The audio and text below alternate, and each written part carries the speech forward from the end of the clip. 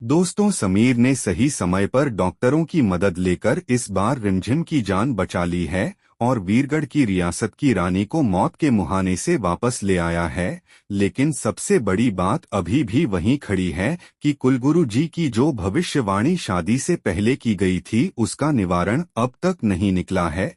और यही कहानी का सबसे बड़ा खतरा बना हुआ है, क्योंकि अगर सही समय पर यह सच्चाई समीर और रिमझिम तक नहीं पहुंची तो जहां समीर रिमझिम को अधमरी हालत में उठाकर महल के कमरे में लाता है और उसे बिस्तर पर लेटाता है, माहौल पूरी तरह तनाव से भरा होता है। और बहुत जल्द रिमझिम के इलाज के लिए डॉक्टर भी वहां पहुंच जाते हैं। समीर की कोशिशों से रिमझिम की जान तो बच जाती है, लेकिन उसके चेहरे पर अब भी चिंता साफ दिखाई देती है। इसी बीच महल में एक खास रस्म की तैयारी शुरू होती है, जहां दूल्हा और दुल्हन को अपने नए जीवन की शुरुआत के लिए लाल रंग में हाथ डुबोकर सफेद कागज पर अपनी छाप देनी होती है। यह रस्म उनके रिश्ते की पहचान बनती है और सबकी नजरें उसी पर टिकी होती हैं। एक तरफ समीर और अमायरा इस रस्म को पूरा करते हैं और अपने हाथों की छाप देकर रिश्ते पर मुहर लगा देते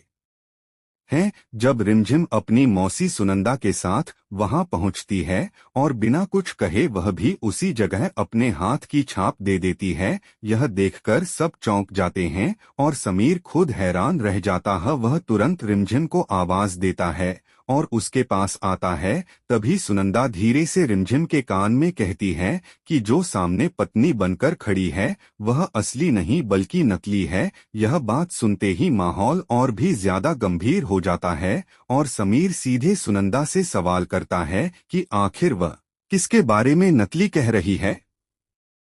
अब कहानी उस मोड़ पर पहुंच चुकी है जहां सच सामने आने ही वाला है, लेकिन यह सच किस तरह सामने आएगा और क्या अमायरा और मोहिनी बुआ का खेल खत्म होगा या फिर यह साजिश अभी और आगे बढ़ेगी, यह देखना आगे बेहद दिलचस्प होने वाला है।